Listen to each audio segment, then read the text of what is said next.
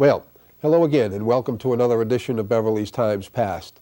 With us this evening, two old friends of times past, Mr. Harold Boothroyd and Mr. Richard Symmes. Welcome to our program, fellas, and it's nice to have you on again. We've enjoyed each of you in past shows, and this evening we're going to talk a little bit about the history of the railroad, and more specifically, I guess, the era of the steam engine, and some of the happenings of the railroad industry as it pertained to the greater Beverly area. And this is really like having Curator's Corner here, as I was mentioning to you earlier, Dick. Harold, you are the caretaker of the Benjamin Conant collection over in the Wenham Museum Historical Society. And Richard, you take good care of the Lawrence Breed Walker collection, which is housed down at the Beverly Historical Society. Why don't we start our program by having each of you say a brief word or two about each of your fine collections. And Harold, we'll start with you. Okay. I think this happened in the late 60s when my wife was involved with the House Committee at the Wenham Historical. And she was up in the attic scouting around. She noticed these box of glass plate negatives. And she says, I think those are negatives, you know. And she knew that I was kind of a nut about looking over negatives and seeing what was going on. So she came home and told me, and that's what fired off the whole thing. And let's say, right now, it was 3,600 glass plate negatives, but we have amassed some A.B. Norton ones with it, and now it's about 3,700 glass plate negatives. And among the collection are some fine photographs that he took down around the Depot Square area. Well, I think this is what motivated me in getting into it. And once you get your foot in the water, it's hard to get out. Absolutely. And as we will discover and find out as this program progresses, you as a young man in high school and shortly thereafter took a series of amazing pictures, really, Harold. They're just terrific photographs of steam engines as they were plotting their way through the local area here. Right.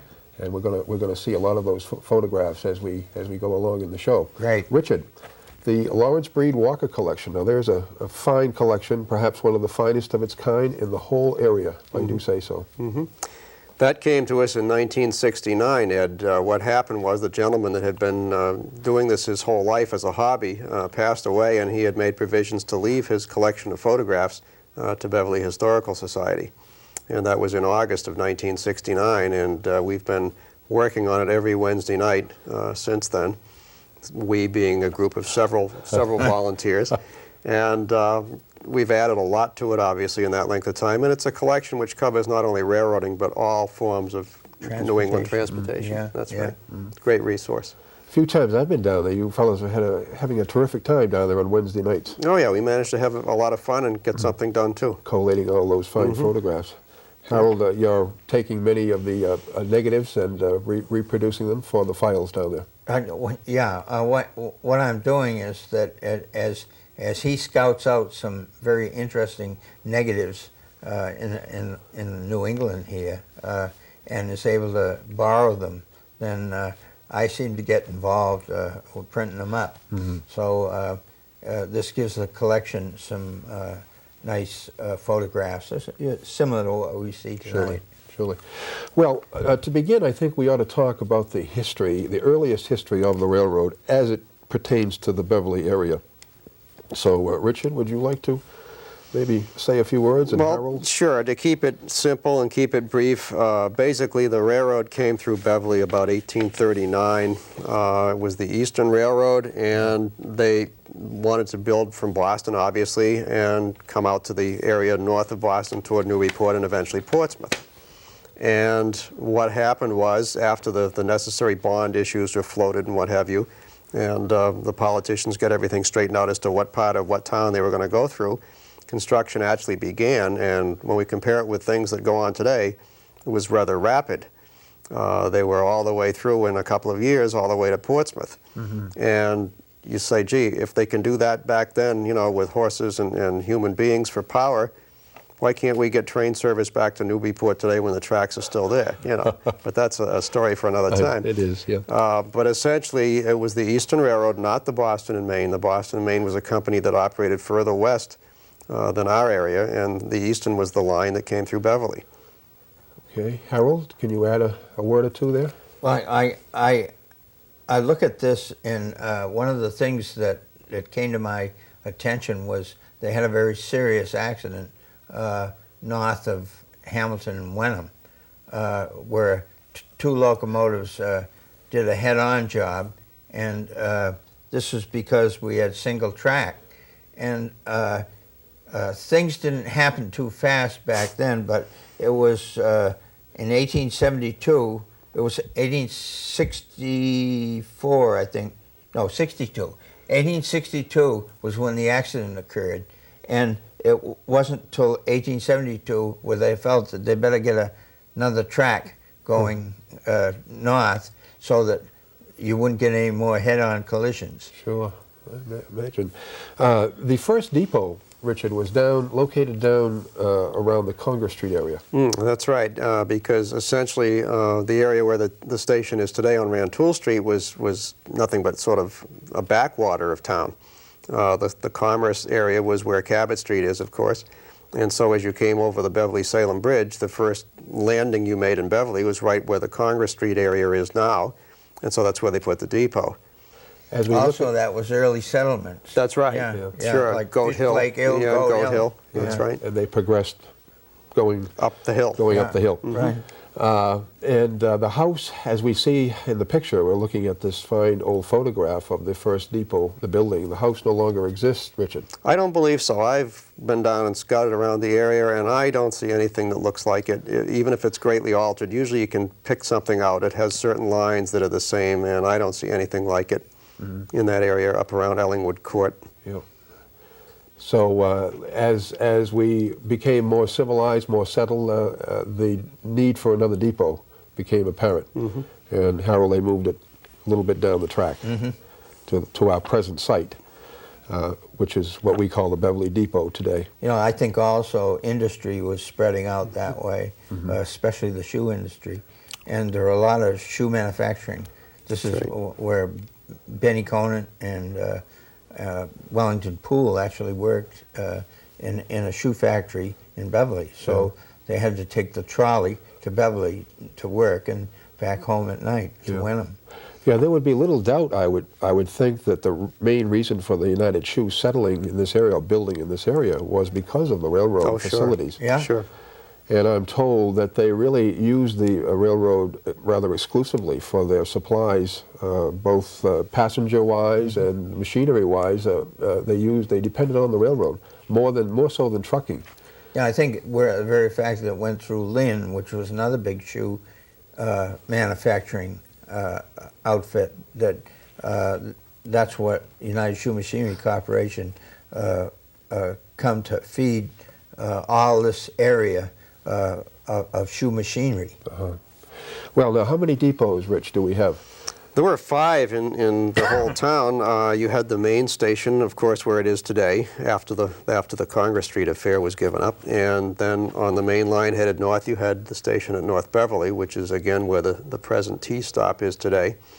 Then later on, the Gloucester branch had 3 stations of their own. The station at Montserrat, again where the present T-stop is, Pride's, and Beverly Farms. And they remain there today as our depot That's right. stops today. Harold, what about the main line versus the sideline, trunk line, or what would you call it, going to Newburyport, was it, or Portsmouth? Versus the Gloucester line. Well, the main line to Newburyport was long before they got into doing, well, the Gloucester line itself, a single track along the Gloucester line was in 1847, believe it or not. So that was 7 years after the main line went through. Yes, but the amazing part is that they didn't double track it until just before 1900 sometime. I think they like to pinch pennies. The Eastern was never known for spending money. They Yeah. were the last railroad to have telegraphic train orders. But once again, it seemed to be a forced issue because of the accident that happened let's say, east Yeah. of Montserrat. To double track, you mean? Yeah, in other words, when you get two head-on collisions, they figured that maybe you need another track, one going inboard and one going outboard. Yeah, yeah. True. But you say that the Portsmouth line was the original line, or the eastern the route, eastern line. yeah, Okay. right. And from right here in Beverly, there is a branch off that goes through Beverly Farms and. And that's what they call the Gloucester branch, into which Gloucester. ended in Gloucester for quite a while. I see. They didn't go on to Rockport till later. And they, for some reason, they chose Beverly as the place to make that. It just made a natural place to switch off. Yeah. I think it probably gets, they figure what the mileage is and do a little route checking.